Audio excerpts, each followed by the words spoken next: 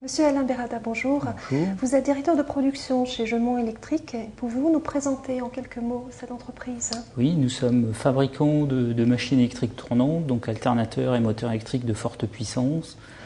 Nos principaux clients et domaines d'activité sont les centrales nucléaires, des centrales thermiques, des usines de traitement d'ordures.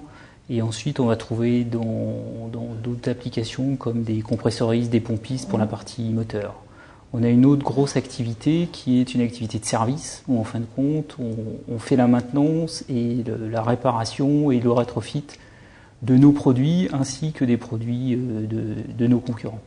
En quelques chiffres, pour situer un petit peu l'entreprise, vous pouvez nous donner votre chiffre d'affaires, l'effectif? Alors, en 2007, le chiffre d'affaires s'est élevé à 53 millions d'euros et on a un effectif d'environ 350 personnes. On a entamé une démarche de remplacement de l'ERP. Dans cette démarche était inscrit la mise en place d'un configurateur. Donc on a eu le choix entre utiliser le configurateur intégré à l'ERP ou mettre en place un outil spécialisé comme Caméléon.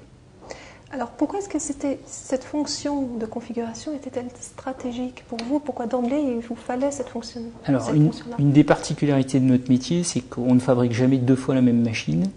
L'autre particularité, c'est qu'on est face à des milliers de cas possibles, ne serait-ce qu'en partant des caractéristiques de base d'une machine et en les démultipliant, vitesse, puissance, tension, on arrive vite à un nombre pas infini de possibilités, mais un nombre très important de possibilités, ce qui implique l'utilisation d'un configurateur. On est un métier où, comme on fabrique des machines de très grosse puissance, on a un nombre d'heures d'études qui est relativement important et qui varie entre 500 et qui peut monter jusqu'à 1500 heures par affaire.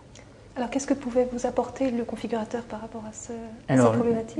L'utilisation d'un configurateur va permettre, en utilisant les règles de configuration, de générer des données techniques, les articles, les nomenclatures et les gammes, en lieu et place du travail aujourd'hui qui est fait manuellement par des dessinateurs et des projeteurs. Alors, pour qu'on comprenne bien aussi comment s'organisent les échanges entre le configurateur Caméléon, d'une part, et ce nouvel ERP.